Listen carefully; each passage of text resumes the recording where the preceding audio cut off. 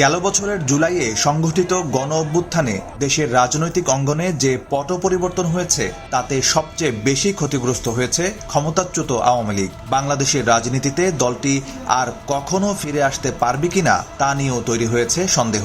যদি ফিরে আসেও তাহলে সেই ফিরে আসা কি শেখ হাসিনার নেতৃত্বেই হবে নাকি আওয়ামী লীগের হাল ধরবেন অন্য কেউ?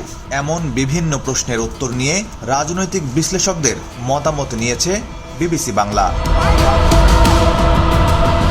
সংবাদ মাধ্যমটির প্রকাশিত খবর অনুযায়ী আওয়ামী লীগের নেতৃত্বে বদল আনার ব্যাপারে বিভিন্ন পক্ষের রাজনৈতিক চাপ বা পরামর্শ রয়েছে দলটির ওপর। তবে সেই সমস্ত চাপ ও পরামর্শ উপেক্ষা করেই সামনে এগোতে চাইছে দলটি।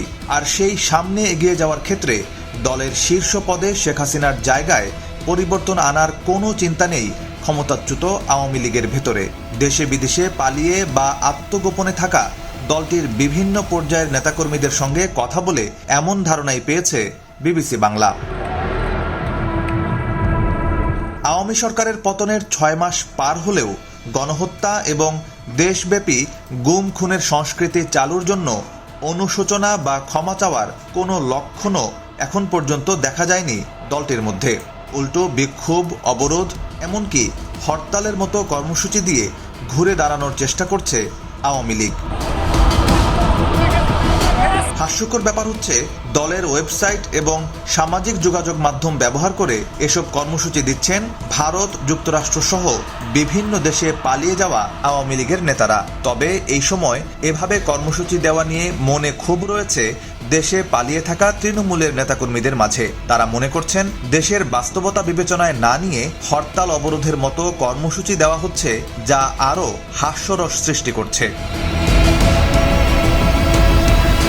এছাড়া ছাত্র জনতার আন্দোলনে হত্যা ও নির্বিচারে গুলির জন্য ক্ষমতাচ্যুত প্রধানমন্ত্রী শেখ হাসিনাকে দায়ী করে জাতিসংঘের মানবাধিকার কমিশন যে প্রতিবেদন দিয়েছে সেটিকে আওয়ামী লীগের জন্য বিশাল এক ধাক্কা হিসেবে দেখছেন দলটির নেতাকর্মীরা। তবে আওয়ামী লীগ আর কখনোই বাংলাদেশের রাজনীতিতে ফিরতে পারবে না এমনটি মনে করেন না রাজনৈতিক বিশ্লেষক ও লেখক মহিউদ্দিন আহমদ। তিনি বলেন, আওয়ামী লীগের ভবিষ্যৎ নিয়ে অনিশ্চয়তা রয়েছে, তবে তারা রাজনীতিতে ফিরতে পারবে না বাংলাদেশের বাস্তবতায় সেটি কখনোই নিশ্চিত করে বলা যাচ্ছে না। যদিও সরকারের একাধিক উপদেষ্টা বলে আসছেন শেখ হাসিনা ও আওয়ামী লীগ অপ্রাসঙ্গিক হয়ে গেছে।